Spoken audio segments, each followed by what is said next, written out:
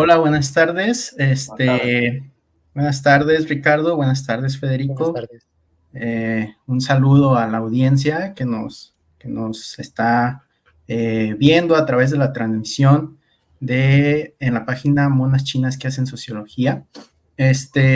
Hoy nos encontramos aquí reunidos eh, por algo que ya sabemos, un poquito de contexto latinoamericano, que es pues que se acercan las elecciones en Argentina, ¿no? Sabemos un poquito al respecto, sabemos quiénes son nuestros candidatos, creo que hay una persona muy notoria y creo que se va a hablar mucho de eso, que es pues Javier Milei, que ha sido un personaje interesante, que ha planteado eh, un, un reto a la hora de hacer un análisis político en este contexto electoral que está viviendo Argentina en estos momentos.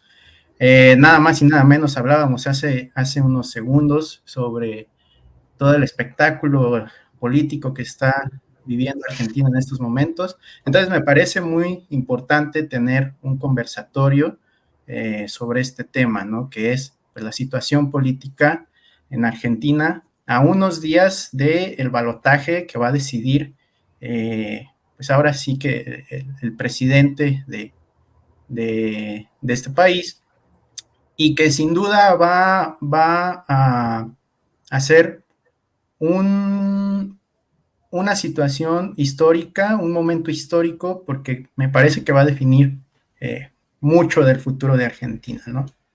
Entonces, pues hoy tenemos aquí a Ricardo Echeverry, él es licenciado en ciencia política, y tenemos también a Federico Romero, ambos argentinos y ambos conocedores de toda esta situación, de todo este contexto, y pues están aquí para platicarnos un poco y aclararnos a los que estamos fuera de Argentina sobre toda esta situación. Ricardo, Federico, ¿cómo se encuentran? Excelente, bien. Dentro de todo esto de esta maroma de psicosis preelectoral, yo me encuentro tranquilo al menos. Dentro de todo, sí se puede llamar tranquilidad. Sí, sí, sí. Tú, Ricardo, ¿qué tal? Pues siguiendo todo lo que está ocurriendo, también hablando con conocidos de a lo largo del espectro ideológico y con todos la emocionalidad, todos me comentan la emocionalidad a flor de piel de estas circunstancias. Ok, ok.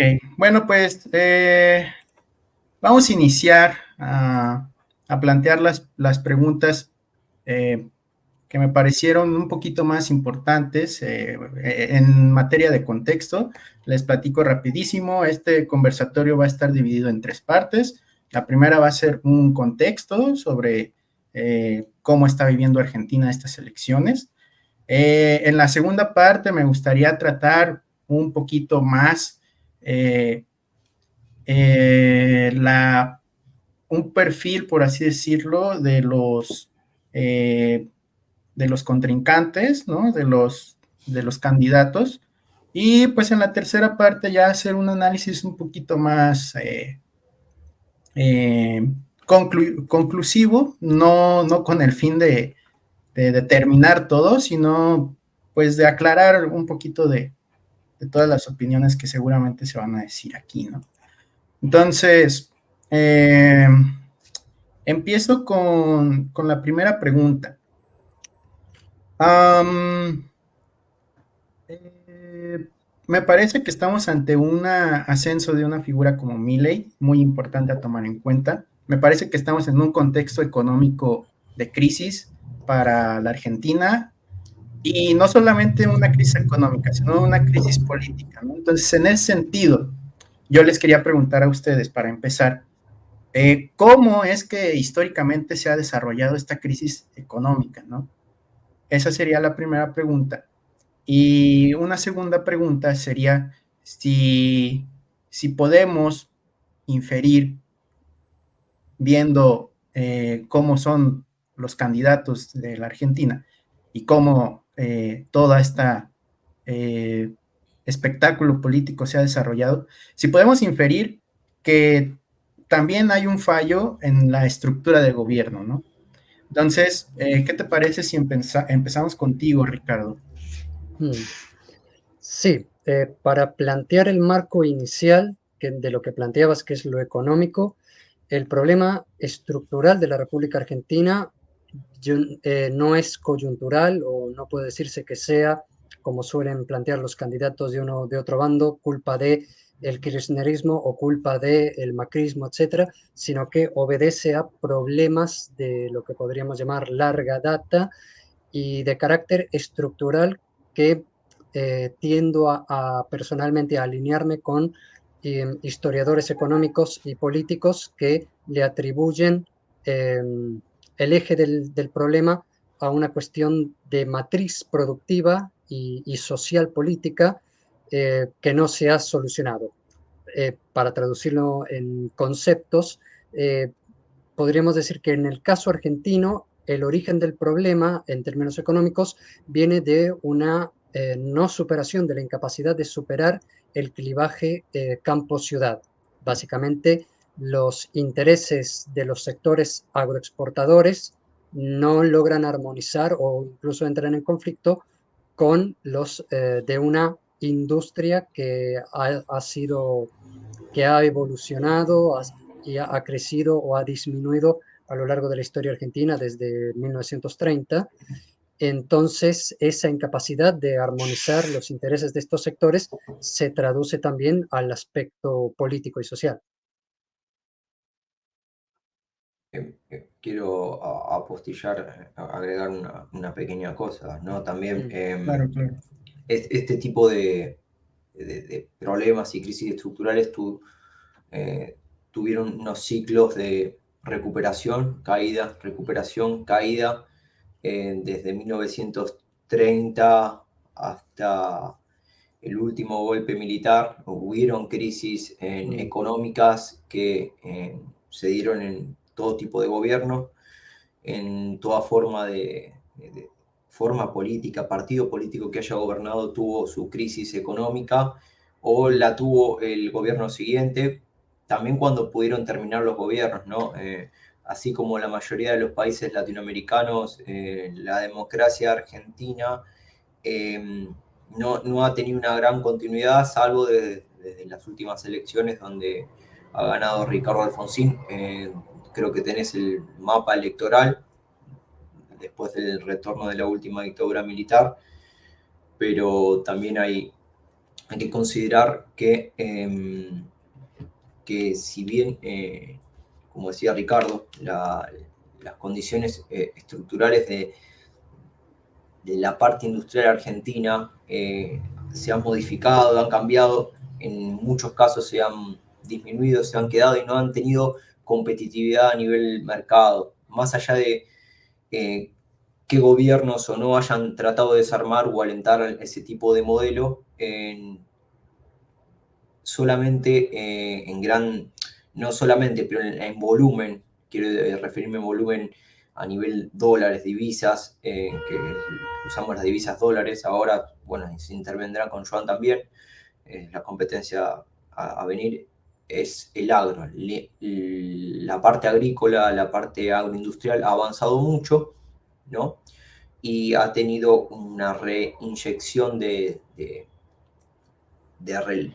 capitales, relevancia y demás con el boom de la soja, ¿no?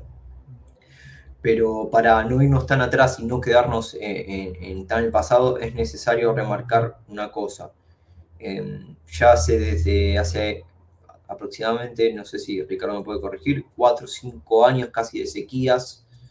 mm, Eso influye a la debilidad estructural económica argentina. Y no influye, no, les pone más, expone más algo débil, una estructura débil, queda más expuesta, ¿no? mm, ¿Qué sucede en ese caso?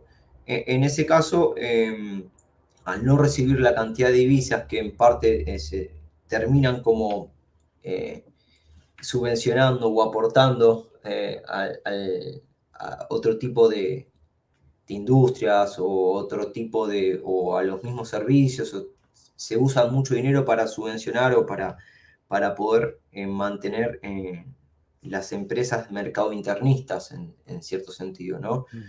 Pero salvo algunos tipos de industrias, como puede ser la farmacéutica, la turística, que se está avanzando, otros aspectos de industrial, la alimenticia también, que está bastante relacionada con el agro, en gran parte, no han tenido grandes recuperaciones, sino las recuperaciones estructurales que han demandado algunos gobiernos fueron parte del ensamblaje del nuevo capitalismo, que ensamblo en X lugar, armo en otro lugar, distribuyo en otro lugar, vendo, y es así como funciona el capitalismo hace más de 30 años, ¿no?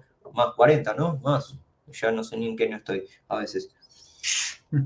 Pero es necesario entender eso, que Argentina hace un esfuerzo, de resumidas cuentas, para tratar de resumirlo, un esfuerzo enorme para mantener un estado de bienestar, un estado de bienestar que cada vez le cuesta más mantenerlo. Más allá que los rendimientos de las tierras argentinas, si nos ponemos a hablar en términos de Ricardo, son muy altos, en algún momento va a dejar de terminar de poder abastecer una población creciente, y una población creciente que no logra insertarse en muchos casos de manera formal, ¿no? Eso es un poco el contexto económico. Yo sé que pueden decir cualquier cosa con respecto a que es culpa de tal gobierno, es culpa de tal otro gobierno. Es más complicado, y acá podemos abrirlo a debate después si quieren, pero es una gran culpa de una falta de política de Estado a largo plazo también, ¿no? En parte porque los problemas energéticos siguen estando, recién ahora se están solucionando algunos cuando los necesitabas para ayer.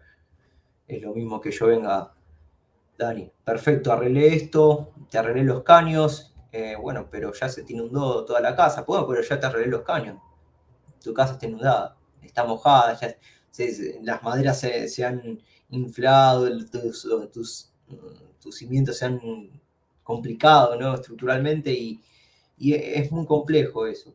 A eso lleva que si quieres mostrarlo después, más para adelante, una situación de Argentina tiene que vivir, como se dice criollamente, del mangazo.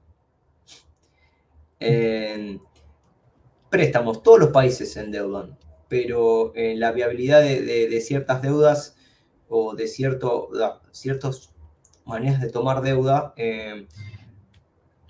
en algunos casos se repiten, en otros casos se usan todos los mecanismos posibles para financiarse los gobiernos, y después, bueno, que venga el gobierno que venga y que la pague el que la pague, y total, es como un gran lavado de manos. Y eso básicamente, de manera muy, muy escueta, trato de resumir eso. Si quieres agregar algo, Ricardo, si estoy omitiendo algo, que probablemente lo haga. Sí, eso puede complementarse o comprenderse, todo lo dicho por Federico puede entenderse dándole como marco la parte institucional a la que también te referías, Daniel, que permite a su vez entender la crisis política en la forma en lo que le relacionabas. Eh, si uno piensa en el estado de bienestar, uno tiende a pensar en sociedades como Estados Unidos o Europa, que tiene un sistema de bienestar incluso más robusto que el norteamericano, y el denominador común de estas sociedades es que son sociedades industriales, son el primer mundo. En este sentido, las dificultades que enumeraba y describía Federico se pueden entender en una sociedad y una realidad política cuyas demandas de bienestar, cuyas demandas sociales no son compatibles con la capacidad de financiamiento de su matriz productiva, principalmente agroindustrial, como mencionábamos, y a su vez esto se entiende con cómo se traduce en el aspecto político. Históricamente, desde principios del siglo XX, principalmente a partir de la industrialización forzosa a la que debió recurrir la Argentina durante la Primera Guerra Mundial por la interrupción del comercio, se comienza a dar una industrialización a partir de los esfuerzos del Partido de la Unión Cívica Radical. A partir de 1930 y sobre todo a partir de la llegada del peronismo al poder, es el peronismo el que desarrolla y termina identificándose con una matriz productiva nacionalista e industrial proteccionista, en oposición o en conflicto con los intereses librecambistas agroindustriales. Entonces ahí vemos cómo el aspecto económico está atado a los conflictos políticos y sociales. En una sociedad con demandas y aspiraciones que no son compatibles con la capacidad de financiarlo. Al mismo tiempo, combinándose el clivaje particular de la Argentina, que no puede entenderse en una izquierda y derecha tradicional, sino en un contexto de peronismo-antiperonismo.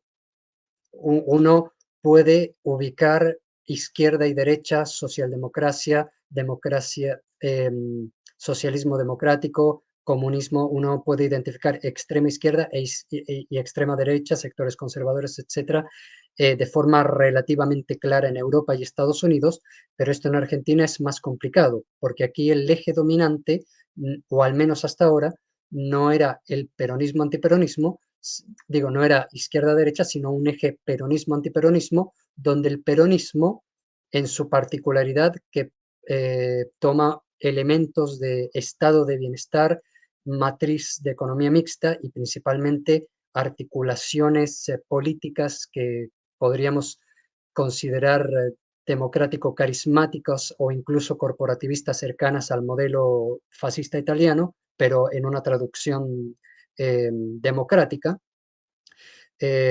implica entonces una articulación policlasista, es decir, el peronismo tiende a ser centrípeto en su proyecto de poder, tratar de cooptar e incluir sectores, entonces termina con una base de apoyo o una base de cooptación lo bastante amplia como para incluir sectores de izquierda y derecha. Consecuencia, lo que se opone al peronismo no es un grupo definido, conservador o socialdemócrata o revolucionario, sino el sector que se define por no ser peronista. Entonces, eso también ha condicionado mucho el clivaje político y las dimensiones económicas. Ok, perfecto. Entiendo, bueno, entiendo una cosa, que es, o sea, en el afán de querer construir una estructura política o una estructura de gobierno muy cercana a un contexto europeo, donde se promulga un desarrollo que es precisamente lo que justifica toda esta expansión de una estructura altamente industrial. Yo quisiera preguntarles en este sentido de lo que mencionas en estas últimas palabras, Ricardo, que es, bueno, y entonces, con la llegada de toda esta industrialización y con el contexto político de lo que significa para Argentina el peronismo, ¿cómo es que los gobiernos a lo largo de la historia, que eso es algo que en la segunda parte me gustaría aterrizarlo más en la cuestión de los candidatos, pero es como los gobiernos, llámense peronistas, antiperonistas, que estoy de acuerdo contigo, Ricardo, es muy difícil en Argentina encontrarles un sentido de izquierda y derecha tradicional. Entonces, ¿cómo los gobiernos han recibido esta industrialización? Porque Chepo ahorita mencionaba que el estado de bienestar es algo muy significativo en Argentina, ¿no? Pero entonces, ¿cómo ha podido sostener el estado de bienestar? ¿Cómo ha podido sostener una industrialización que por su génesis, a priori, la industrialización necesita de una libertad, de una libertad económica, como lo llaman los liberales, lo cual parece que le da un poquito de,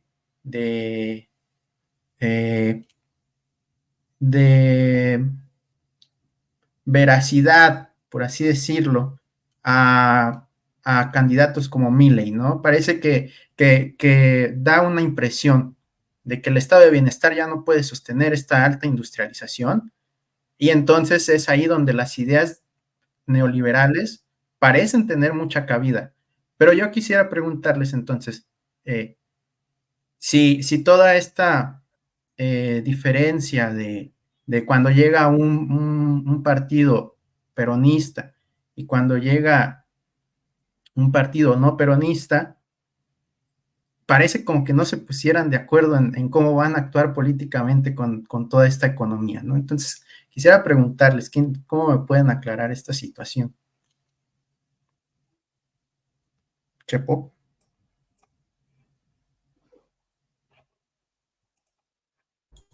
Perdón. En cierto sentido, es necesario aclarar que más allá de que ese estado de bienestar no está alcanzando, o la manutención del estado de bienestar es por ciclos. Los ciclos económicos, hay ciclos económicos mundiales en general, y el ciclo económico argentino en general, eso se puede ver en los estudios de Niego Carrera, los ciclos de recuperación económicos son más, se recupera con menos vitalidad, que sus caídas son más fuertes que sus recuperaciones, y termina siendo como una onda, pero descendiente, ¿no?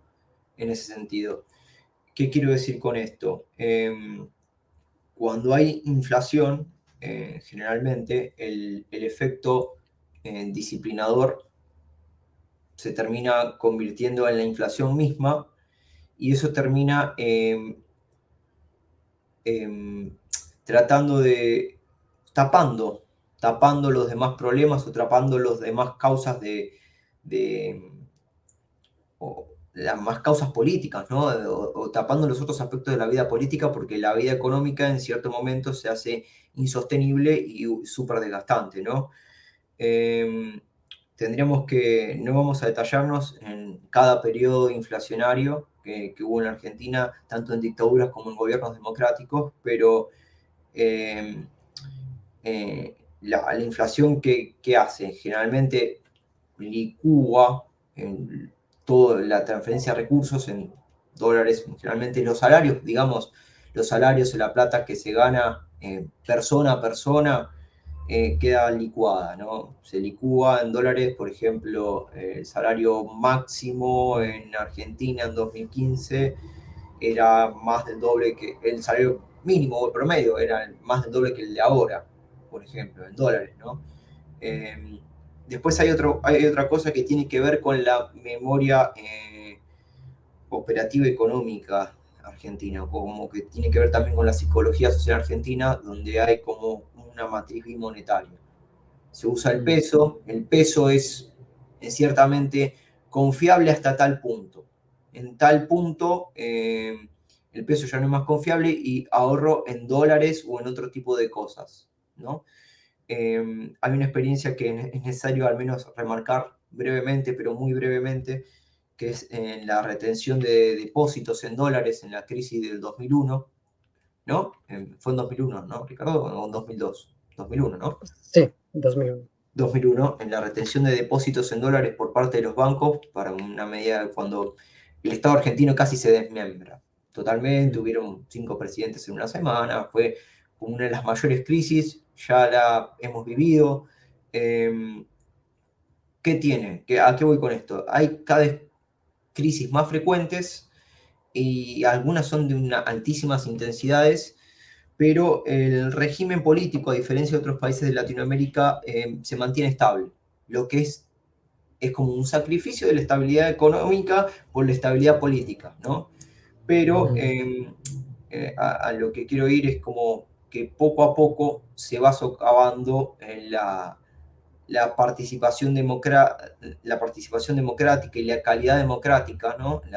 O siguiendo Rosa Malón, la parte de la democracia participativa, no termina siendo socavada, y los actores sociales son cada vez más múltiples. Ahí como florecen los clivajes, diferentes clivajes florecen. últimamente, y cada vez más porque tiene que ver con el actual estadio del capitalismo que nos encontramos, ¿no? El capitalismo identitario, el capitalismo donde ya mi trabajo y mi profesión ya no es mi único matriz de representación, y donde las seguridades, en donde el obrero que trabajó en los 70, en los 80, en los 90, ya está jubilado, se considera un privilegio comparado a una persona que tiene que tener 2 o 3 trabajos, está manejando en Rappi y después dice voy a votar a tal candidato, a Milei, por más que vos podés pensar, ¿qué me representa? Bueno, pero los otros no me están interpelando.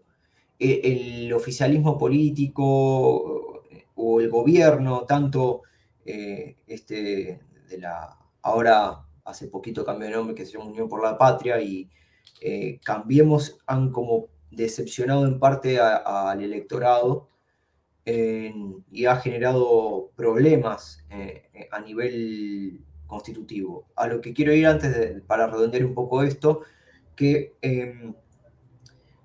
no hubieron después del radicalismo, en el 2001 el radicalismo tuvo como su gran derrota, su gran fracaso, que era una coalición, no era el radicalismo solo, era la alianza.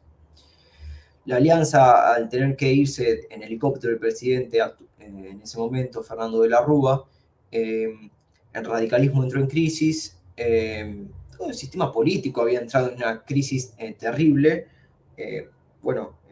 y hubo un interinato de un justicialista, Eduardo Duhalde, después hicieron como el ajuste estructural. Daniel, habrás escuchado la palabra ajuste, el ajuste necesario, lo habrás escuchado, lo habrás leído por ahí. Bueno, Eduardo Duhalde hizo una devaluación de 300%, se desdolarizó la economía ficticia, la ficticia dolarización que vivía Argentina en la convertibilidad, dando después que las cuentas queden bien, y Néstor Kirchner gana en las elecciones en un balotaje donde el expresidente Menem se bajó del balotaje, ¿no? Hasta ahí una hegemonía, digamos, la recuperación argentina, los superávit gemelos, la venta de la soja en general, la gran cantidad de soja y la recuperación de la estructura económica argentina en general, ¿no? Se puede decir como el momento del momento verde post-crisis, donde la soja salvaba a la Argentina, ¿no? Cosa que, es necesario decirlo, Daniel, cosa que no pasó en 1989 ni en 1988. Ahí hubo una sequía también, no hubo, el maíz estaba mal, las cosechas estaban mal. Quiero decir, más allá del partido político que estés, si no tienes una bonanza económica que ayude a mantener algo, vas a tener que mantener en tu estado de bienestar o tu plata dulce, que también es otro concepto, pero no quiero indagar, mediante privatizaciones, ventas extraordinarias de cosecha o aumentos de precios de mercado, dependencia de los otros, del mercado mundial total, ¿no? Porque a medida que una economía está menos diversificada, más debilidad y más vulnerabilidad tiene. Eso a veces es complicado de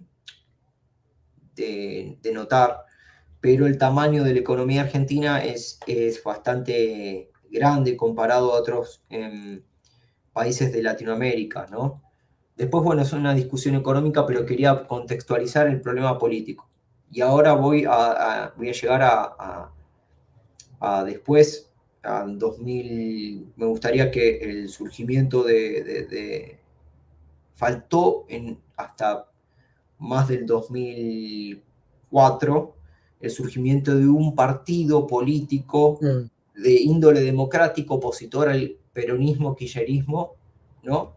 Que bueno, se dio en el contexto de 2003-2004, ¿no? A mí me gustaría darle la palabra a Ricardo, o si querés intervenir algo, pero es mucho contexto, pero es necesario darlo, Dani, porque si no es muy complicado entender lo que estaba sucediendo. Sí, gracias, Federico. Ese es otro elemento importante, como bien mencionaba Federico, que es entender que ante la aparición del peronismo, la situación de la derecha, o al menos las derechas democráticas, que de hecho no existieron en Argentina con éxito, siempre fueron muy frágiles. Así como en países de la región como Colombia, vemos que hasta hace muy poco no existía, ya sea por imposición de los sectores conservadores. En el caso colombiano, por ejemplo, así como vemos una continuidad de una política conservadora donde los actores de izquierda no logran traducirse o no los dejan traducirse en una vía competitiva democrática, aquí, hasta hace poco con Petro, aquí, en el caso argentino, a partir de la aparición del peronismo, el peronismo no surge como una conformación meramente partidaria, democrática, sino que surge eh, como semilla de otro golpe de Estado. ¿Por qué? Porque en 1943, o mejor dicho, volviendo un poco antes, en 1930 hay un golpe de Estado de carácter fascista en contra, coincidiendo con lo que es la crisis internacional, un golpe de carácter fascista en contra de un líder que algunos lo llaman populista, pero digamos que tenía una sensibilidad popular, que era Irigoyen de la Unión Cívica Radical. A partir de entonces se reinstaura lo que es el régimen conservador, que es finalmente derrocado en el 43. Al interior de la administración golpista de este sector aparece la figura de Perón en la cartera de Trabajo y Previsión. Esta misma autoridad militar, estas autoridades golpistas tratan de anular al peronismo haciendo preso a Perón, pero la respuesta popular civil es tan grande que deben liberarlo, y a partir de ahí el peronismo surge como una eh, expresión política competitiva que prácticamente logra la hegemonía durante el periodo, durante los dos ciclos políticos que logra gobernar, y la derecha, con la Unión Democrática y otras expresiones, no logra traducirse, y en parte no la dejan traducirse por algunas tendencias autoritarias que también hubo en el peronismo, en el primer peronismo, eh, no logra traducirse en una derecha competitiva. Entonces, a partir de ahí, puntualmente el golpe del 55, aparece lo que la historiografía argentina eh, denomina el partido militar. Así como en Colombia la izquierda se traduce en movimientos armados por no haber una opción competitiva democrática, en el caso argentino la derecha, eh, coincidiendo con los sectores económicos agroindustriales concentrados y algunos sectores industriales puntuales, derivó en la articulación de sus intereses por la vía de los golpes armados. Entonces, dando un salto a la actualidad, en el, en, es, la traducción de esto se da en un consenso de estado de bienestar, tanto a partir de la Unión Cívica Radical en su expresión socialdemócrata con Ricardo Alfonsín, como bien mencionaba Federico, y el peronismo con su característica policlasista, una característica policlasista que sin embargo le permite adaptarse en la historia y reconfigurarse. Por eso tenemos un peronismo históricamente desarrollista, nacionalista, luego un peronismo revolucionario de izquierda con Montoneros y otros sectores, y luego un peronismo neoliberal y alineado con los Estados Unidos en los 90, reconfigurándose y traduciéndose nuevamente lo que podríamos llamar peronismo con elementos de socialismo del siglo XXI, coincidiendo con el ciclo de época a principios del 2000 con la administración Kirchner. En este sentido, complementando lo que planteaba Federico, a partir de la caída del radicalismo, caída en sentido electoral, a partir de la crisis del 2001, el, el peronismo en su versión kirchnerista con elementos desarrollistas de izquierda del siglo XXI, logra la hegemonía por distintas razones, en parte por reconfigurar su base de apoyo y reconfigurar la respuesta.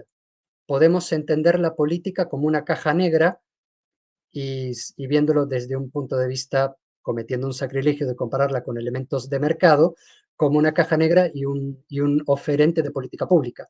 Y eso lo logra el kirchnerismo reajustando su base de apoyo. El apoyo histórico del peronismo siempre fueron los elementos nacionalistas y de base sindical, elementos destruidos identitaria y materialmente a partir de la desarticulación de la industria argentina, primero durante los 70 con la dictadura militar y luego durante los 90 el giro neoliberal.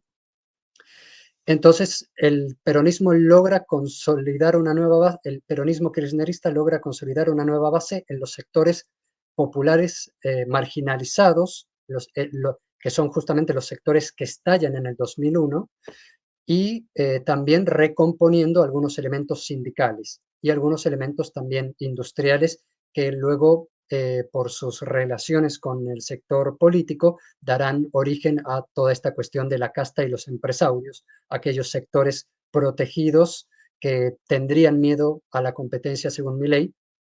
Entonces vemos cómo se reconfigura la política argentina eh, con el peronismo logrando sobrevivir justamente por esta maleabilidad policlasista que le permite adaptarse.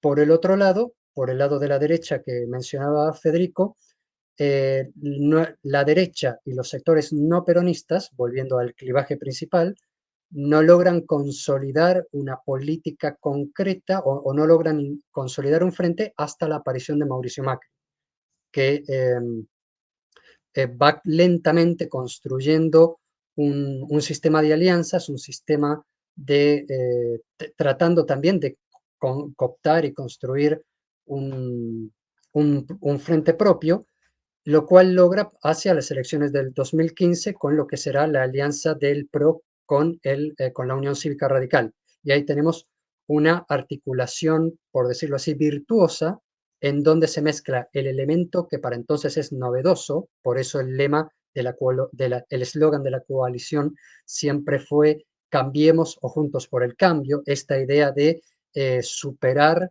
todo el elemento, todo lo que se percibía como excesivamente estructurado, anquilosado del kirchnerismo y también el elemento que aquí lo que es la polarización política que aquí se conoce como grieta, promovido por ambos, por ambos sectores. Y virtuosa, ¿por qué? Porque tenemos entonces este elemento de variabilidad, esta novedad, que se combina con el poder territorial. Tenemos una Unión Cívica Radical que no tiene competitividad electoral nacional, pero que conserva mucho de su poder territorial.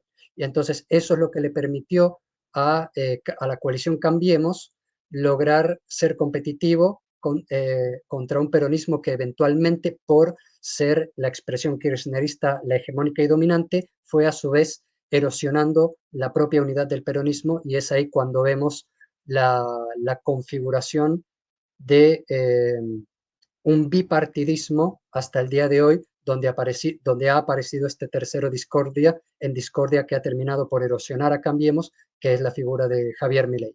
Me he extendido, pero creo que era necesario aclarar estos ejes en su complejidad. Sí, no, y muy bien, porque me parece que aclara mucho de los puntos clave que nos llevan a entender justamente todo el contexto político que está viviendo Argentina, ¿no? Toda esta noción de la plasticidad que tiene el peronismo para agregar diferentes clases sociales y no enfrascarse en una sola, sino que le abre un montón de posibilidades y de corrientes políticas, por así llamarlo. Y justamente esta aclaración me parece que nos lleva ya a la segunda parte de este conversatorio, que es pues hablar ahora sí ya de los candidatos, ¿no? De estas dos figuras que tenemos. por un lado tenemos a Massa y por otro a Milei, que como tú lo llamaste, pareciera como un tercero en discordia, y veo que muchos medios lo describen como un outsider, como alguien que estaba ajeno a la política. Yo desde fuera me pregunto si esto es realmente cierto, si Milei realmente está planteando una nueva forma de hacer política, porque me parece que está atacando como tú, como se mencionaba, una cuestión hasta incluso identitaria, ¿no? De la política argentina, que es pues el peronismo, ¿no? El estado de bienestar, ¿no? Que históricamente ha sido significante en la política argentina. Entonces, quería dedicar esta segunda parte a eso, a los candidatos. Por otro lado, pues tenemos a Massa, que a lo poco que pude entender es como de este tipo de políticos que es carismático tanto para los peronistas como para los no peronistas, entonces como que ahí anda en un terreno un poquito difuso, yo no sabría cómo calificarlo, yo no sabría eh, eh, en qué posición política ponerlo, ¿no? O sea, Fuiste al clavo, perdón que te interrumpa, fuiste al clavo. Esa es una de las grandes capacidades de Sergio Massa. sí, sí, La sí, maleabilidad política. Si bien el peronismo puede considerarse como el partido de la homeostasis, que siempre se reconfigura acorde al sentido histórico, y cuando tardó en reconfigurarse, que fue en el 2015, pero eso tiene que ver con la maquinaria de la campaña y de la consultoría y demás, que eso lo podemos mencionar tal vez si hay tiempo, que ahí tardó, se durmió, y el PRO en general lo pasó por arriba. Pero más allá de eso, quiero decir que la trayectoria política de Sergio Massa en su juventud era la de la USD, era un liberal conservador clásico. O sea, si me decís quién es más liberal, Massa o Milei en sus orígenes, yo creo que Massa es más un liberal más clásico. Milei sería como un liberal libertario que tiene que ver más con, responde más a un fenómeno de la alt-right actual que al liberalismo clásico ligado a Álvaro Alzogaray, ¿no? Que es un personaje liberal argentino. En ese sentido, Sergio Massa tuvo varios cargos políticos, desde la intendencia hasta ANSES, que tiene que ver con el manejo de fondos públicos, digamos, en parte, fondos de previsión. Después fue candidato a presidente, dos veces, ¿no? Si no me equivoco, Ricardo, una o dos Creo que veces. sí. Sí, fue tercera fuerza, ha tenido virajes, él mismo se ha proclamado antikirchnerista, en cierto sentido. Ha sido en otro momento anteriormente apoyado por ciertos medios de comunicación opositores al kirchnerismo, y ha sido cambiante, pero él sigue teniendo su núcleo duro, ¿no? de partido, que sería el Frente Renovador, ¿no? ¿Qué puede decirse del Frente Renovador? Puede decirse que es como trata de ser una fuerza medio desarrollista en algún sentido. Sergio Massa el otro día trató de decir que termina el concepto de grieta. El concepto de grieta es un concepto moderno, pero la división más profunda argentina se puede decir que en cierto sentido se dio en 1955. Si vamos a escalar profundo, se dio ahí, con ciertos momentos de consenso, que en tregua, y después, bueno, un silencio atroz dado por los golpes militares, ¿no? Más allá de eso, es como que la trayectoria de Sergio Massa es la trayectoria del político profesional. Político que siempre ha tenido cargos, que siempre ha estado compitiendo, pero un político ideal en el sentido, que el político ideal que se puede contraponer al presidente Alberto Fernández, que el político que tiene que hacer, tomar decisiones, ¿no? El consultor puede hacer cosas, investigar, asesorar, decir, aconsejar, tratar de traducir la realidad y tratar de dar las mejores decisiones posibles para el candidato como asesor en el cargo, pero el político es el que tiene que decidir, poner la cara y vivir día a día como político. ¿Qué está pasando ahora? A Alberto Fernández, como gobierno de coalición con la vicepresidente Cristina Kirchner, no se ha dado una conflictividad tal que se ha generado como una suerte de desgobierno en una situación crítica. No sé si podrá mostrar la cantidad de deuda externa mediante por acá, por este medio, pero mediante la deuda externa acumulada que se ha tenido que pagar, más la pandemia, perdón, voy a prender la luz, más los intereses de esta misma, han generado y muchísimos problemas de gobernabilidad, muchísimos problemas para manejar la economía, sumado a las fuertes sequías, los vencimientos de deuda. ¿En qué termina este problema de gobernabilidad? Massa se convierte en ministro de Economía. Él no es economista, es el primer ministro de Economía no economista. Es raro. Pero, ¿qué tiene eso? Bueno, se puede decir por un lado, no solamente hace de ministro de Economía, es como que está tomando decisiones y equivocándose o acertándose, eso lo dirá en el momento, pero ya se encontraba en una inercia inflacionaria en que cualquiera que lo haya estudiado un poquito sabe que las inercias inflacionarias no pueden detenerse de un día para otro, y menos en momentos de campaña electoral. Si bien hubieron elecciones de paso, que era para definir los candidatos de cada partido, esas elecciones del sistema político irritan y alteran los sistemas financieros y económicos, ¿no? Las elecciones este año, se puede decir que el candidato, al menos Sergio Massa tiene la dificultad que es un candidato y un funcionario en cargo. Milei también es un funcionario en cargo, pero no tiene un cargo ejecutivo en este sentido y ha asistido poco a sus funciones.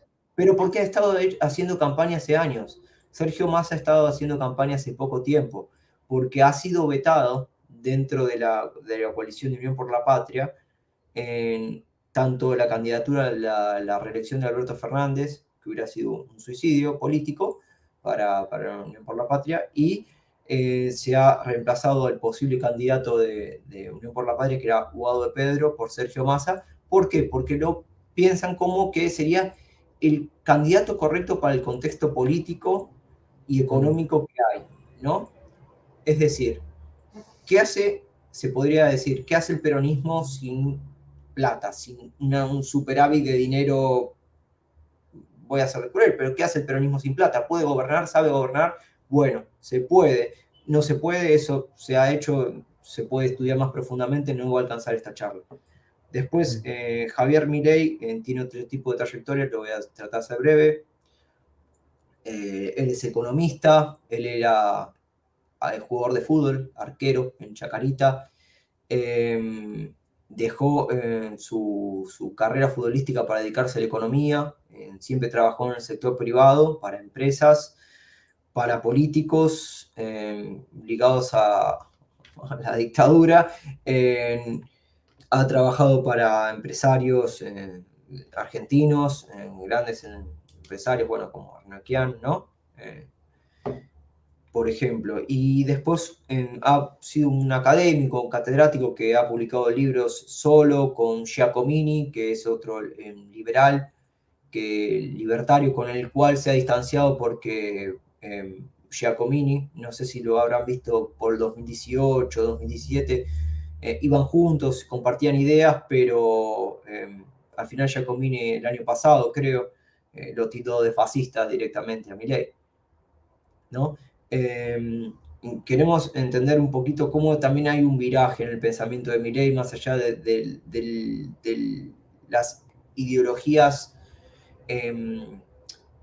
puras, ¿no? Las ideologías que son muy abarcativas o que abarcan todo, y su prisma para ver el mundo es la ideología, suele darse en los extremos, sea en la extrema izquierda, en la extrema derecha. No estamos hablando de la extrema derecha del estilo del siglo XX o más ligada al franquismo, al nacionalsocialismo, sino otro tipo de extrema derecha que confluye lo liberal en lo económico y lo ultraconservador en lo social y político y demás, ¿no? Con características que se pueden haber visto en otros países, ¿no? Eh, mismo del Cono Sur sí, mismo del Cono Sur, tal vez lo más cercano en Chile. En ese sentido, Javier Milei ha construido su carrera política de manera completamente precoz y de manera completamente exitosa, pero puede haber parte de su mérito y también parte de un demérito de las coaliciones que ya hemos mencionado, con las dos malas gestiones en general. Esto es más allá de que pueda ser un juicio de valor mío, hay un montón de indicadores que lamentablemente demuestran que han tenido problemas y el voto se determina muchas veces por la aversión al cambio o por el cambio mismo, ¿no? Cambiemos, era la idea de cambiar un modelo, de una presidenta en ese momento con características autoritarias, invasivas de toda la vida pública, con cadenas televisivas y demás. Con adjudicación de cierto autoritarismo político por una fuerza de diferente orden.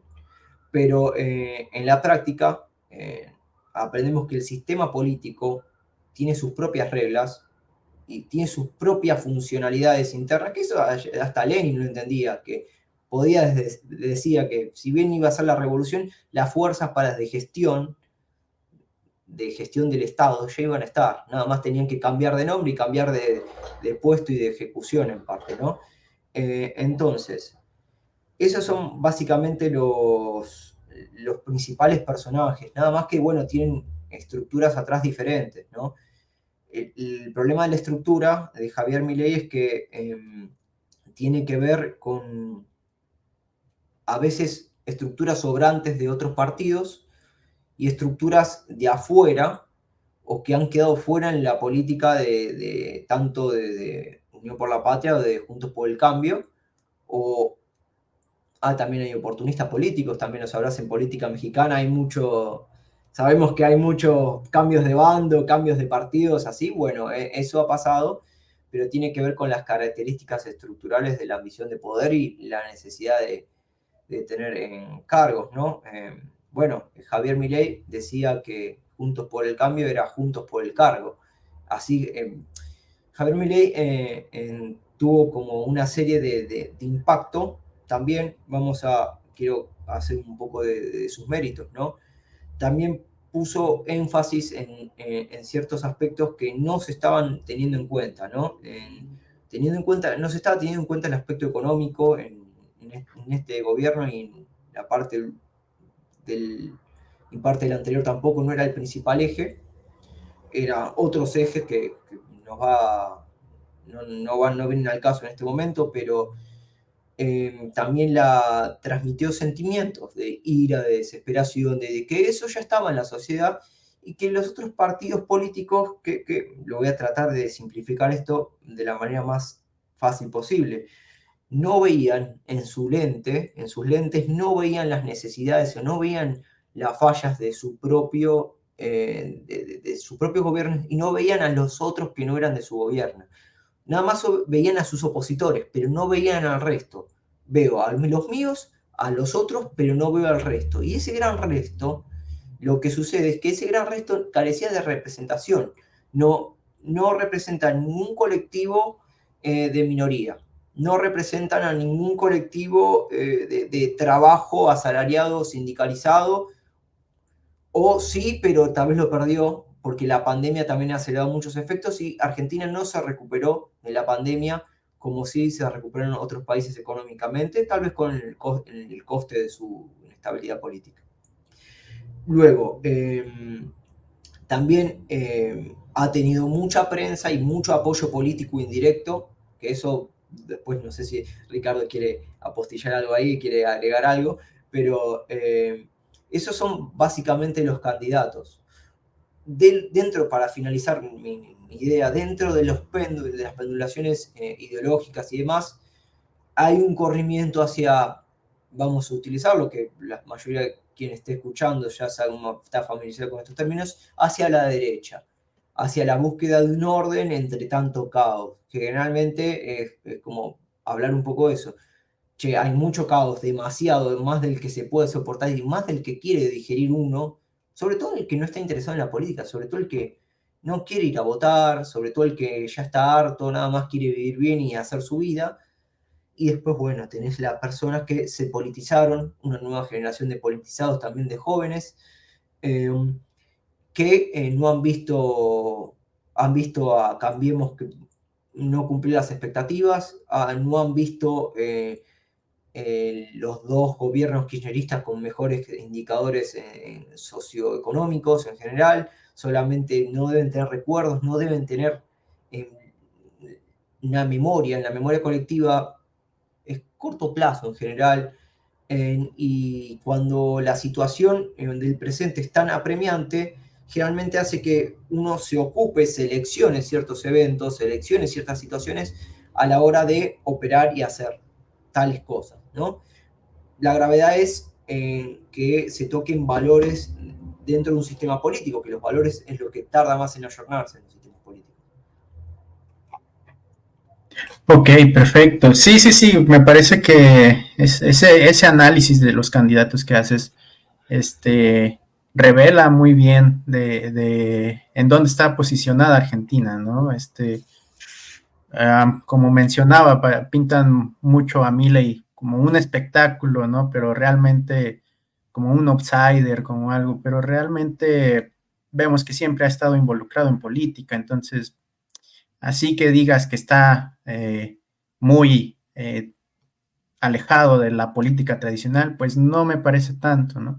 No sé tú, Ricardo, qué nos puedes mencionar sobre los candidatos. Pues tengo poco que agregar a la más brillante descripción que ha hecho Federico.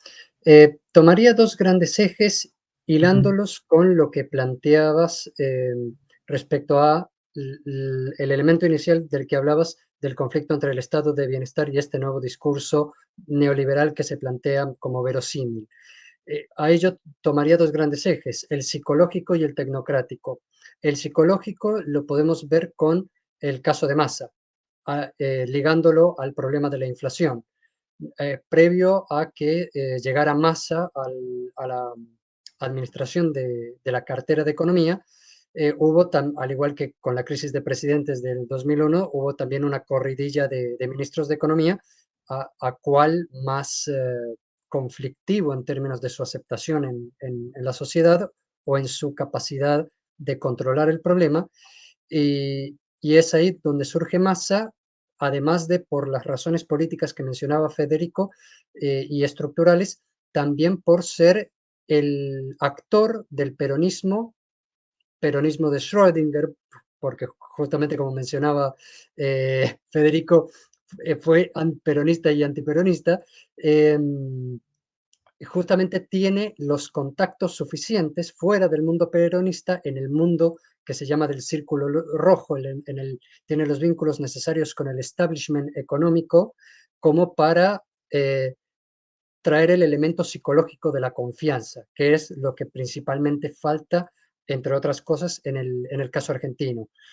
La moneda, para, para ser una unidad de cuenta y unidad de reserva, debemos entender la moneda, o mejor dicho, desde la economía se entiende el dinero no como un valor mismo, sino como un símbolo de valor. Un símbolo de valor sustentado en las reservas de un país, en la confianza a largo plazo respecto a este país, etcétera, que es, por ejemplo, lo que ocurre en Estados Unidos con el dólar. Una vez que Estados Unidos abandona el patrón oro, lo único que legitima el poder del dólar es la confianza a largo plazo del mundo en la economía norteamericana. En el caso argentino pasa lo contrario, como desde el 2001 no hay una confianza social ni en la estabilidad que pueda traer la política, ni en el sistema económico en sí, ni en la matriz económica en sí, entonces el peso no goza de una legitimidad. Ese es el origen de lo que planteaba Federico de la situación bimonetaria. Uno utiliza el peso para pagar y comprar, pero ahorra en dólares. Y eso, a su vez, retroalimenta el problema de la inflación y la situación estructural. Entonces ahí Massa aparece no como un elemento de consenso al interior del peronismo, porque hay muchos sectores del peronismo que abiertamente dicen que lo van a votar apretando los dientes, o como mínimo dicen que no los representa, pero es el elemento del peronismo que logra traer cierta calma, cierto acuerdo psicológico con los actores económicos, históricamente enfrentados por distintas razones al peronismo. Y por otro lado, por el lado de Milei, el elemento tecnocrático es justamente lo que mencionabas de lo verosímil que se vuelve el discurso neoliberal respecto a el estancamiento del estado de bienestar y de sus postulados. Y ahí, hilándolo nuevamente con lo que hablábamos de la política como una caja negra, como bien describió Federico, tanto el peronismo como como Juntos por el Cambio, Cambiemos, estiraron tanto, se polarizaron tanto discursivamente en el aspecto político que perdieron la dimensión de su función política o de la traducción política de la necesidad de gestionar la economía real y de traer calma, dar respuesta a una parte creciente del electorado perjudicado económica e identitariamente, que luego ha terminado generando esta crisis en el sistema de partidos argentino. Puntualmente, el elemento tecnocrático, el discurso tecnocrático crece, si bien luego de los años 90 ya hay muchos discursos, tanto técnicos como empíricos, que han demostrado que la etapa neoliberal tuvo sus fuertes limitaciones.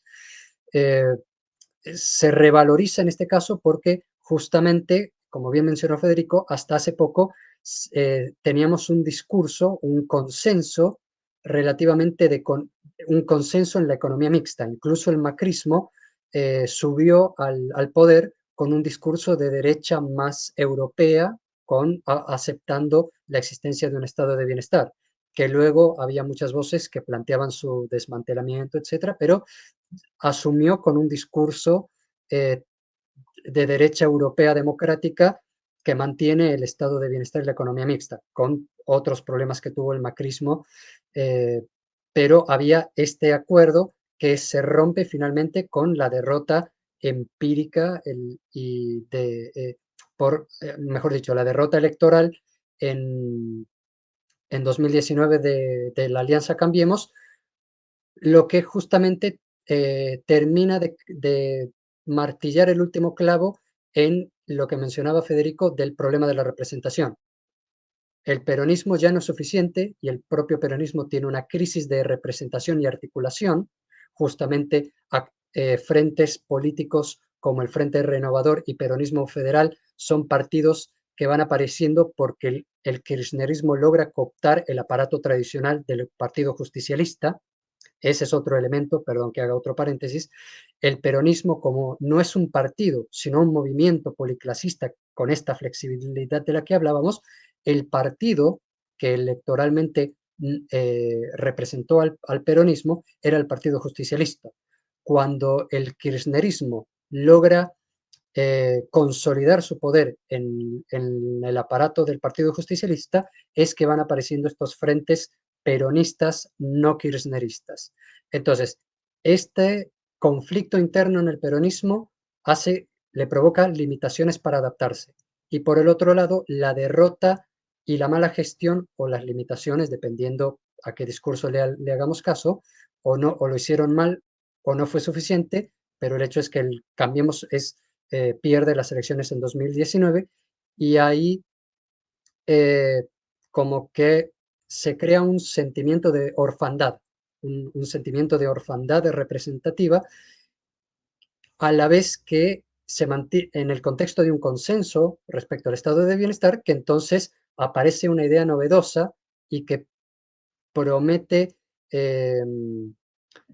solucionar problemas, que es justamente este discurso neoliberal libertario de Javier Milei, que logra calar principalmente en la juventud, una juventud que no encuentra su lugar tanto identitaria como laboralmente, a lo que se suman los problemas económicos coyunturales.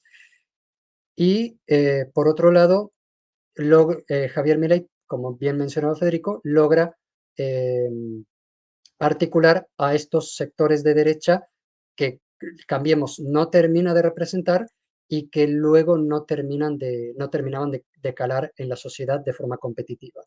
Entonces, con esto podemos ver esta pelea a nivel discursivo y de cómo influyen el elemento psicológico en lo social y en lo estructural del aparato y los sectores productivos, y el elemento también tecnocrático discursivo en la manifestación actual electoral.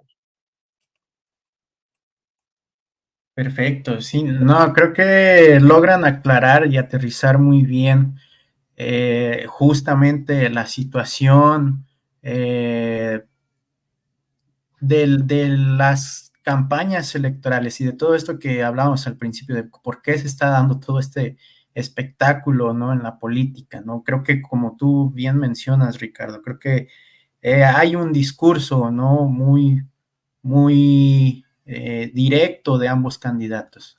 Si bien Massa puede apelar a la confianza, a algo que una contranarrativa de Milley, que Milley plantea algo más radical, algo más, ¿no?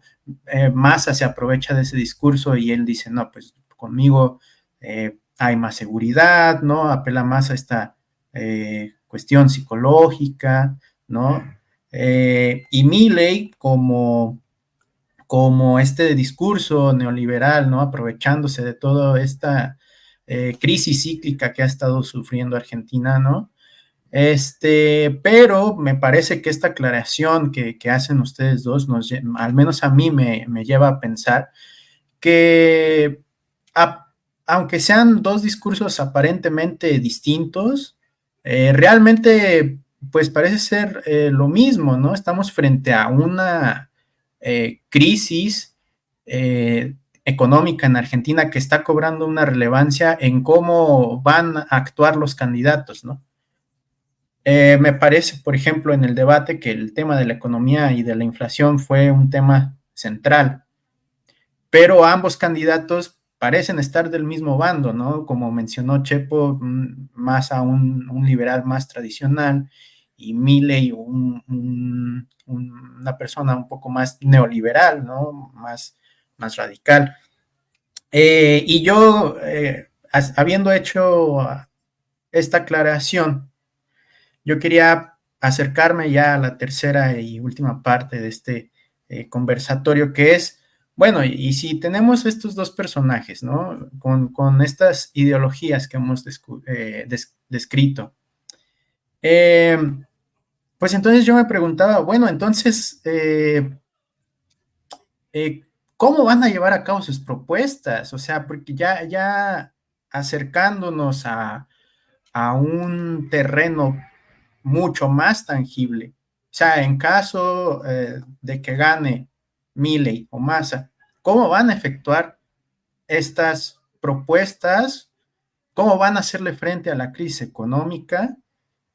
¿Y cómo se puede ver un futuro probable en la política argentina? Eso me parece, ya para ir aterrizando y ya para ir concluyendo este conversatorio, me parece pues importante, ¿no?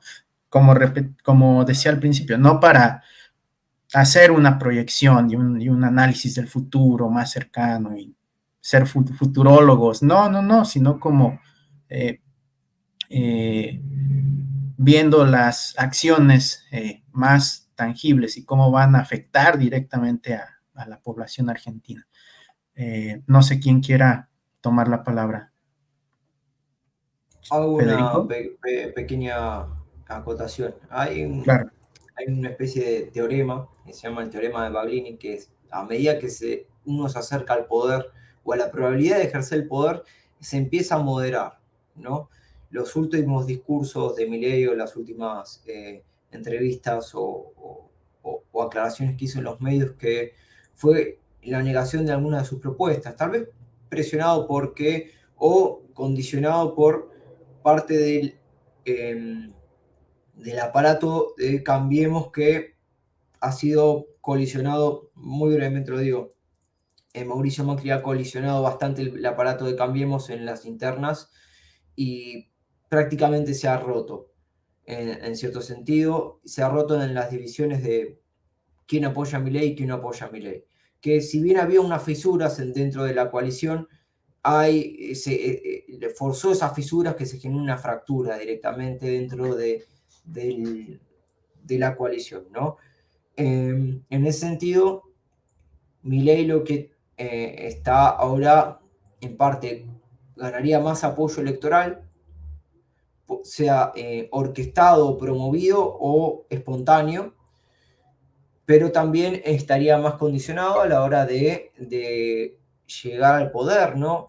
Quiero hablar un poquito brevemente, muy breve, porque para hacer reformas estructurales en general, en un país donde hay tal vez ya poca tolerancia al malestar, tal vez más de lo que realmente se sabe en parte, necesitas un grado de hegemonía muy grande.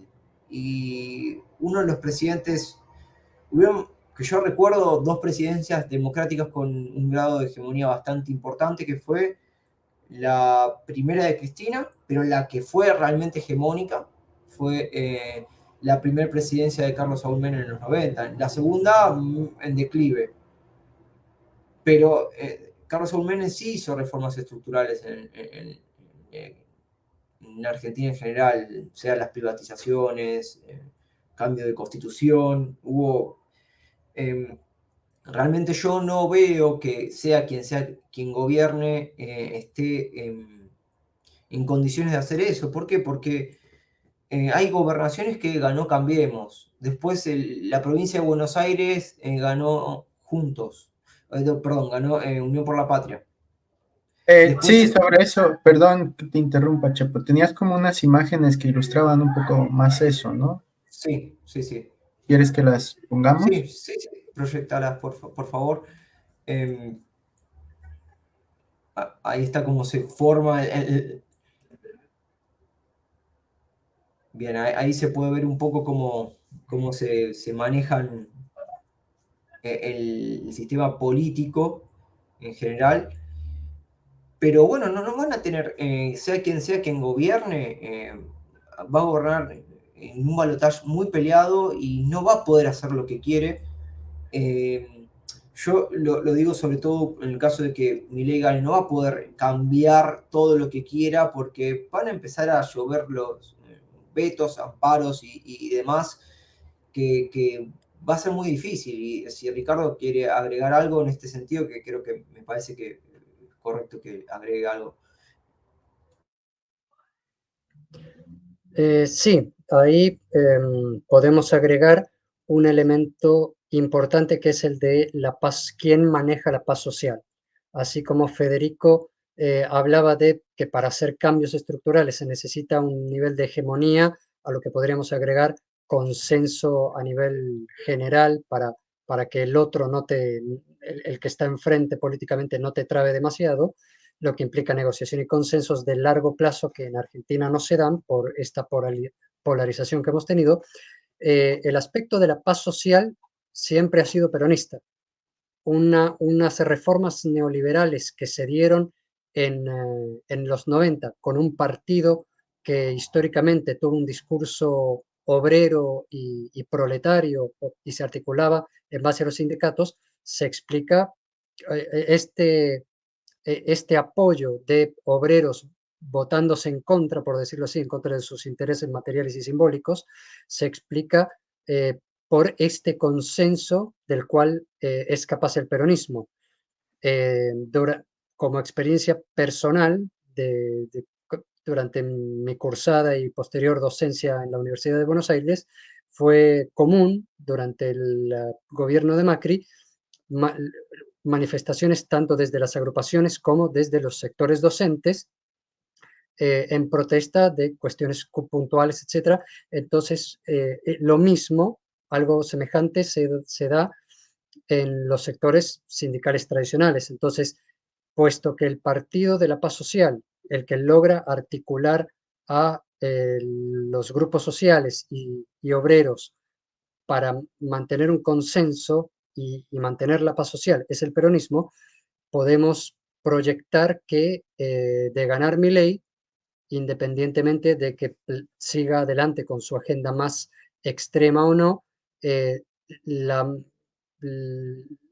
cualquier medida que quiera hacer Milei se enfrentará no solo a una negativa electoral en el Congreso, una negativa política en el Congreso, sino también a a un fuerte rechazo social, tanto a nivel de las bases como lo que te planteaba de las universidades a nivel de lo que es los trabajadores de cuello blanco en determinados sectores. Por otro lado, podemos entender otra dimensión de esta cuestión respecto a lo que mencionaba Federico de la limitación que le va a dar el Cambiemos a Javier Milei por reeditarse esto que planteé en su momento, en el cual en el no peronismo tenemos un partido que tiene el apoyo social, la novedad, es el favorito social, pero no tiene la maquinaria. Entonces ahí aparece Mauricio Macri y los sectores dentro de Cambiemos que lo apoyan a darle maquinaria, pero al mismo tiempo en conflicto con el actor mayoritario, con la maquinaria territorial, es decir, intendencias, gobernaciones, etcétera, todo lo que son los cargos intermedios y subnacionales, que es el radicalismo. Y aquí otro elemento a tener en cuenta es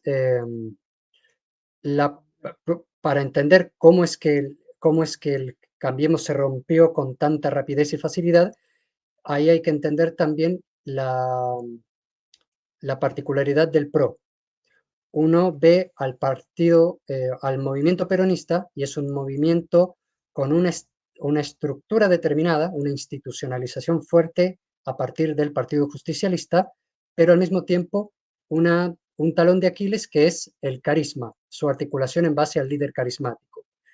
Del lado no peronista tienes al Partido Centenario de la Unión Cívica Radical, que fue perdiendo poder electoral nacional, pero mantuvo una fuerte tradición institucional, los comités radicales, todo lo que es la democracia interna del Partido Radical, que es lo que le permitió mantener una estructura tradicional.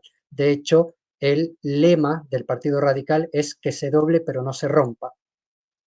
Digo, que se rompa pero no se doble, perdón. Lo cual nos habla de la importancia que tiene la institucionalidad interna del partido en su tradición. En el caso de Javier Milei, como mencionaban ustedes, es un candidato que aparece principalmente siguiendo el clima de época de apoyándose, por decirlo así, en el partido mediático. Se hace popular a través de los medios y logra apoyo actualmente del PRO, que al contrario que los otros dos partidos, es, para entenderlo en términos categorías modernas, es un partido catch-all, es decir, también un partido que no obedece a un discurso concreto, sino que también busca construir consensos más ambiguos y generales, y que no hasta fines de la presidencia de Mauricio Macri no contaba con una institucionalización, un grado de institucionalización interna como el peronismo y el radicalismo. De hecho, uno le preguntaba a los líderes del PRO y estos admitían que se mantenía el mínimo necesario de afiliados, pero luego todo el trabajo de militancia territorial lo hacían a partir de voluntarios. Es a partir de el deterioro de la popularidad de Mauricio Macri que se avanza en la institucionalización del partido, ampliando lo que es la base partidaria. Pero esta característica más débil, institucionalmente hablando, del PRO, es lo que explica este trato más bien patrimonialista que hace Mauricio Macri del partido o de su parte de la coalición. para Macri no es un conflicto pasar a apoyar a Milei sin acordar con el resto de la coalición, porque para empezar el PRO comienza siendo un proyecto de Mauricio Macri.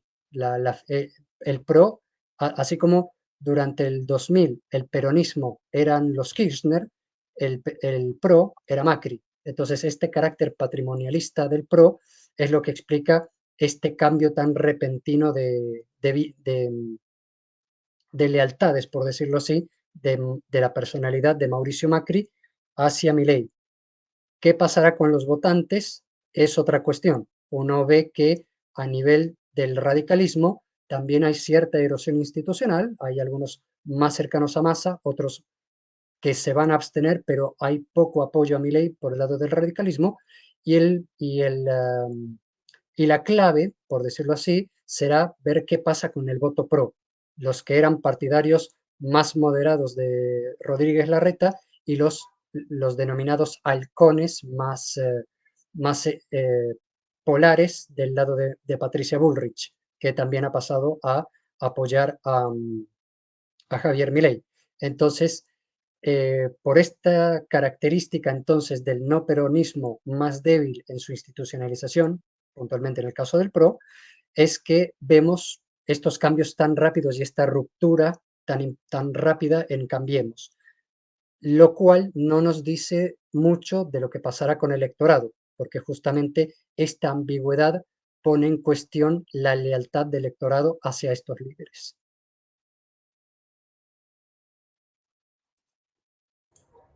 ¿Puedo contar algo? Sí, sí, claro, Por adelante. favor. En este sentido, también es necesario acotar que Javier Milei ha atacado de manera reiterada al ala más blanda de Cambiemos, ha atacado el radicalismo de manera repetida y constante. En cierto sentido, cuando hay una consistencia discursiva, en tal caso ya no puede haber una vuelta atrás. O sea, si bien hubo una vuelta atrás propositivamente en la parte electoral o en las propuestas, tampoco parte del radicalismo no quiere saber nada con Javier Milei, porque aparte de ser insultados, van parte de los valores del partido, ¿no? Que tiene que ver con ciertos valores democráticos que se ven amenazados, no tanto por Javier Milei, sino por elementos o personajes que estarían involucrados o estarían contenidos dentro de la libertad avanza, ¿no? Hace poco fue el debate de vicepresidentes y mañana será el debate presidencial. Que sí, roza cierta espectacularidad y va a tratar de buscar a los votantes indecisos y los blandos en general y tratar de a los que votaron en blanco no voten en blanco en general, ¿no? También, pero quiero destacar otro comentario que no le dimos demasiada importancia, pero tiene que ver un poco con el voto a Milei. Muchas veces se vota a la personalidad de los candidatos. Había un personaje muy interesante y que es un testimonio que yo valoro bastante, es que una persona que fue un acto de Cristina Kirchner, dijo, si no va Cristina voy a ir a votar a Javier Milei. Ideológicamente no tiene ninguna consistencia, pero vas a votar una personalidad fuerte porque tal vez esa personalidad fuerte pueda dar algún tipo de respuestas totalmente, que sea completamente contrario a lo que hay actualmente, que es el presidente, aunque ya no lo recordemos casi como presidente, es Alberto Fernández, que ya pasa a ser un presidente protocolar, ¿no? Se dan los fenómenos presidencialistas en América Latina en general, hiperpresidencialistas, ¿no? Que en parte nos tienen un poco habituados, pero en Argentina la figura de Cristina Kirchner en su momento, que esto ya quedó en el olvido, generó como el hartazgo, ¿no? Había generado un hartazgo, más allá después que hubo un caso específico, se había generado un hartazgo. Hay que ver cuánta tolerancia hay a una figura fuerte, autoritaria o con rasgos de características muy que se aproximan más a las de Javier Milei que la de Sergio Massa, que tienen como un carácter más dialoguista y un carácter más de consenso y con una carrera consistente dentro de todo, si bien tuvo sus consistente en el nivel profesional, de político, ¿no? Pero si bien tuvo su montón de cambios, está ahí más o menos, se sabe que no es un político de extremos ideológicos, en cierto sentido. Después, ¿qué va a pasar con los votos si tenemos algunas compilaciones de las encuestas de algunas consultoras? Eso era la deuda que hay que pagar. Bueno, esto da la pauta de cómo esto era para antes, pero bueno, como los vencimientos de deuda que hay, las deudas que se han pagado, ¿no?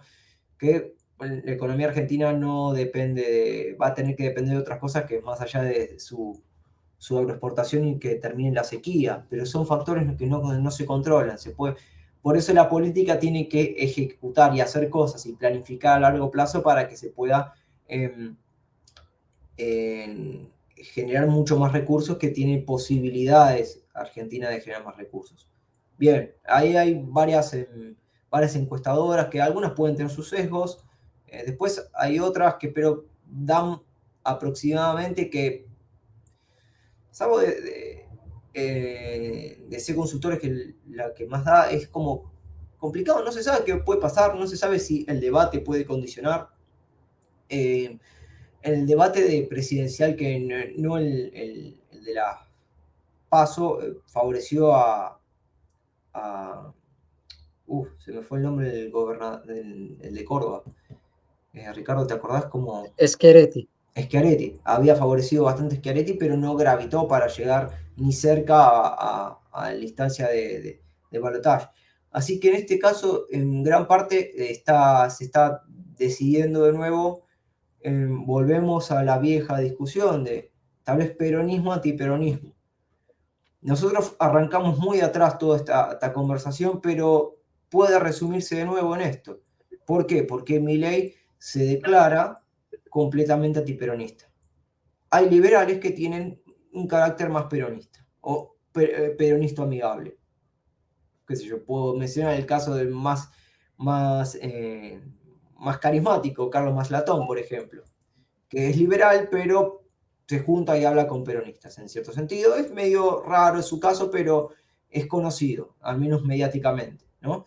En este sentido, lo que englobaría a Milei, en parte, más allá de la disconformidad, que eso tiene mucho sentido, aflora el antiperonismo, el antikirchnerismo, y después un brote de disconformidad en general, ¿no? También, como habíamos hablado antes, los problemas de representación, los problemas de inserción laboral, los problemas de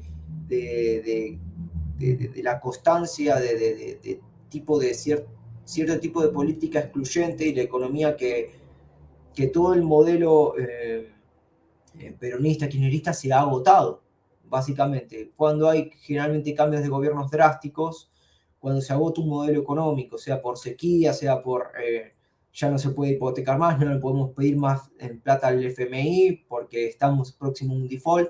Esta situación se ha dado todo este año, que hubieron giros de otros lados, o sea, hubieron defaults técnicos varias veces, se quedó negativo de reservas, o sea, la situación es muy caótica en ese sentido.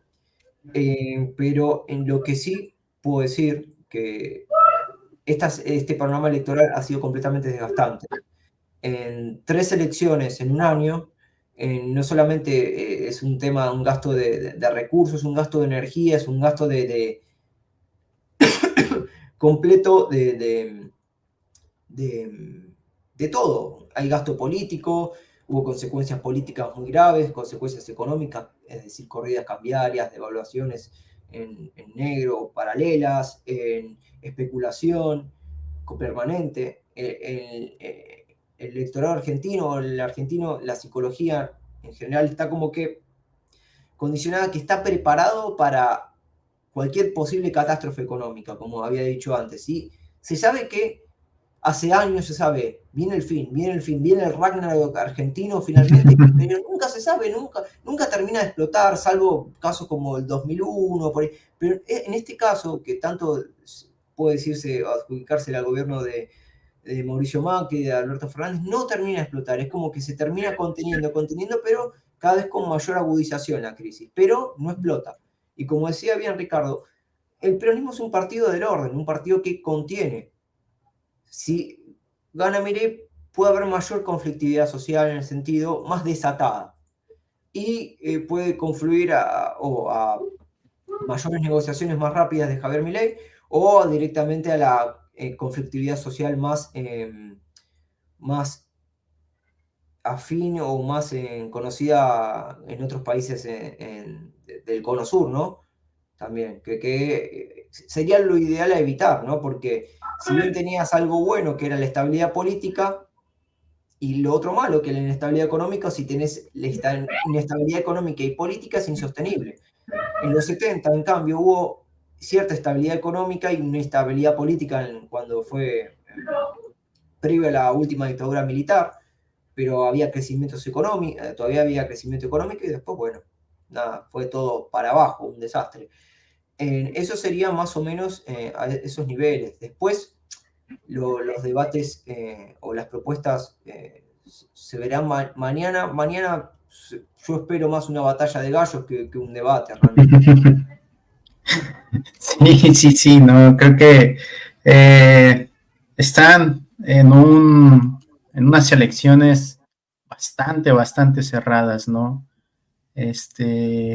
Muy, muy justas. Y yo, a lo que puedo ver y concluir de este conversatorio, es simplemente espero que, eh, aunque siento que aunque gane Massa o gane Milei, el discurso es el mismo, ¿no?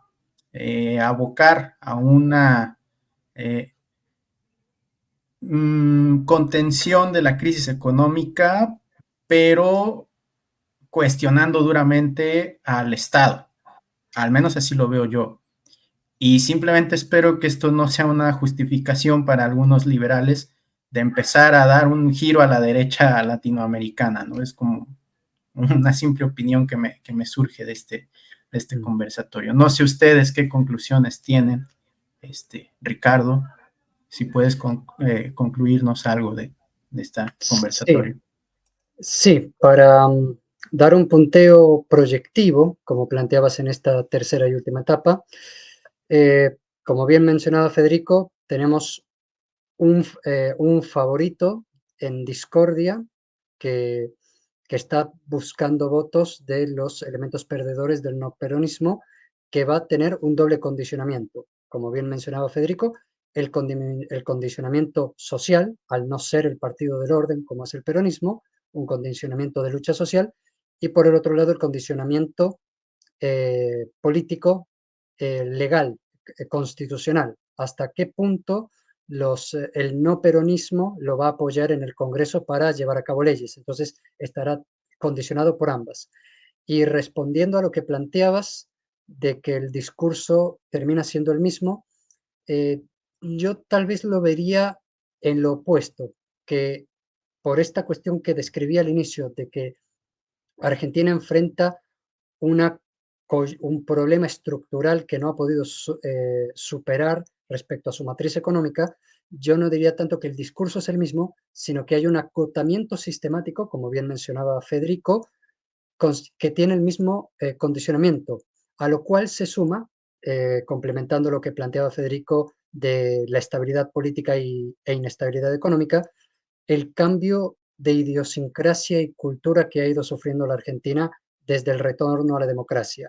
Algo que hay que entender con lo que mencionaba del patrón cultural y de demandas sociales, es que históricamente, a partir de la inmigración y, y la educación proyectada desde las élites decimonónicas argentinas, que al menos las élites argentinas siempre se concibieron como Europa en América, no se consideraban Latinoamérica.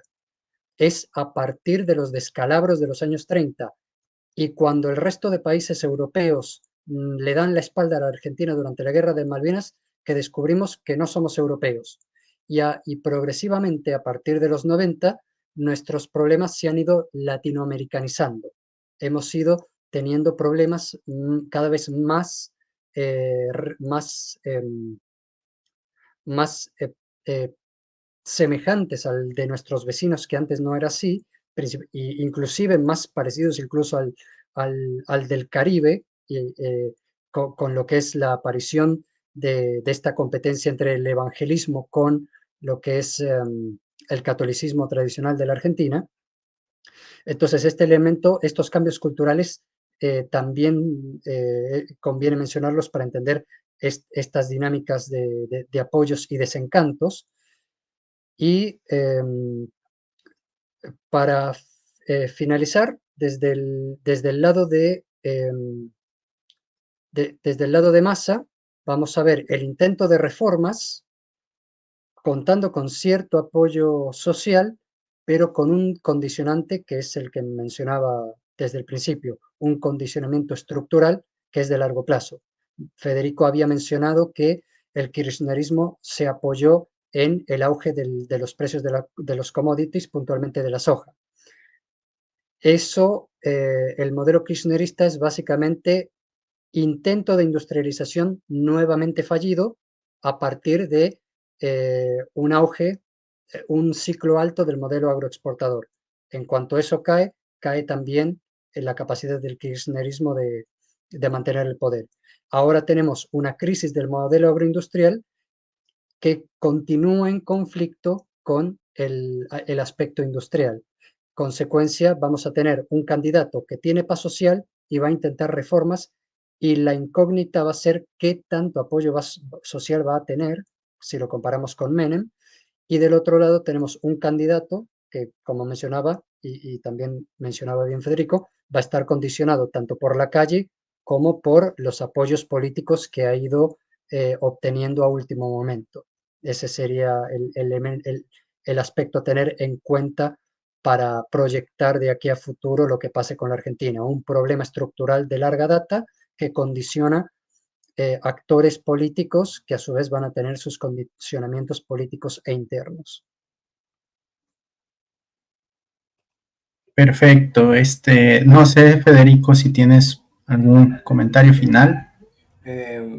Yendo al punto electoral, en parte también se puede decir, en parte las elecciones se dan como una espiral de silencio, hay una parte de la población que nadie quiere decir a quién va a votar, por vergüenza o por evadir la conflictividad o por el tema de la misma polarización, porque lo que estuvimos hablando tiene que ver con surgimiento de nuevos clivajes, cambio de nuevos clivajes, en la radicalización de los clivajes en general, fomentados por los gobiernos, por los oficialismos en cierto sentido, que antagonizan en pequeños espacios, en internet, sobre todo en manifestaciones, sobre todo muchas cosas importadas. Hay como una gran importación y eso tal vez no tengo la certeza, pero tiene que ver mucho con Argentina.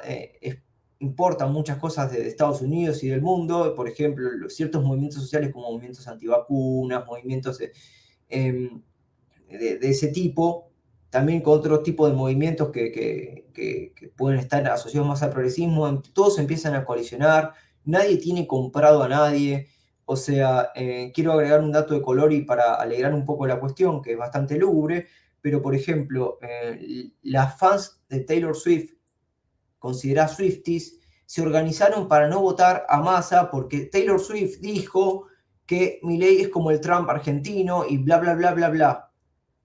¿Qué pasa? Eso es muy gracioso, pero es necesario para entender un poco la estructura. A veces como se falta la voz de mando, y cuando la voz de mando falla, por ejemplo, Cristina Kirchner estuvo por ser asesinada en un momento. Omitimos ese pequeño detalle porque pasaron tantas cosas, este pequeño detalle de un magnicidio casi, un intento de asesinato. Hay como las microescaladas de violencia dentro del panorama argentino, que son micro, no son macros, no son espectaculares como pueden haber pasado en Perú con Sendero Luminoso, en Colombia, que bueno, hay cambios de rehenes cada tanto, zonas donde el Estado no llega, no hay un control estatal en en el sentido beberiano, no hay un control del territorio, no como en México, que también pasa eso en algunas zonas donde no sabemos quién está al mando, compiten contra el ejército a ver quién tiene más armas. En Argentina no pasa eso, pero realmente hay los pequeños tolerancia a la violencia política que se está elevando la tolerancia a la violencia política, que a mí me preocupa, como sociólogo me preocupa, porque eso puede escalar, puede escalar, puede escalar. Encima que nos encontramos en un contexto de mundo donde la violencia ha aumentado y ha llegado no solamente en Oriente, en Medio Oriente, que son los focos de conflicto más constantes, sino ha tocado al mundo occidental, ¿no? Los focos de violencia y la tensión geopolítica. Y eso lamentablemente suele tener como el efecto contagio y el efecto de como, bueno, hay un consenso de violencia y se va a permitir hasta qué punto hay las laxitudes sociales ante ciertos sentidos de la violencia. Y esto se fue tensionando mucho en esta campaña. Esto se fue tensionando mucho en esta campaña y yo lo veo preocupante en ese sentido. Pero bien, realmente tampoco podemos saber, ¿no? sé, es necesario hablar de lo que no se suele hablar, por ejemplo, de esto, de cómo escala la violencia política, cómo va escalando, cómo viene en su vida en Argentina, donde había un consenso que al menos post-83, bueno, salvo cuando en 2001, que ahí hubo una presidencia cortada, pero después se reconfiguró el orden democrático, respeto a las autoridades, no hubo más atentados, no hubieron un montón de cosas que hubieron en otras décadas, ¿no? Que fueron caracterizadas por una violencia política más sistemática. No se puede decir qué va a pasar, qué no va a pasar, porque eso ya sería futurología, pero hay como ciertas constantes o ciertas tendencias que se dan de manera sutiles, que es como que formatean un camino a, che, esto, hasta dónde se va a llegar, hasta dónde se puede tolerar y hasta qué punto se van a mantener ciertos órdenes o ciertos códigos de respeto hacia la autoridad política, ¿no? Yo no lo sé. Perfecto, muchas gracias, Federico, por esos comentarios. Creo que no puedo estar más de acuerdo con ustedes, o sea, han aclarado la situación política de Argentina muy, muy bien. Creo que están frente a unas elecciones que representan lo complejo que ha sido históricamente toda la dinámica política y económica de Argentina. Pues nada, agradecerles por estar aquí. Creo que fueron las personas indicadas para hablar de este tema, ¿no? Y pues nada, quisiera ya cerrar este conversatorio. Quisiera mencionar que este video va a quedar, este conversatorio va a quedar grabado. Será subido a YouTube para si gustan compartirlo. Quisiera agradecer también a todas las personas que en un momento sintonizaron esta transmisión en vivo. Y pues nada, muchas gracias. A vos, Daniel. A ti, Daniel, muchas gracias. Gracias, pues entonces nos vemos y aquí finaliza la transmisión.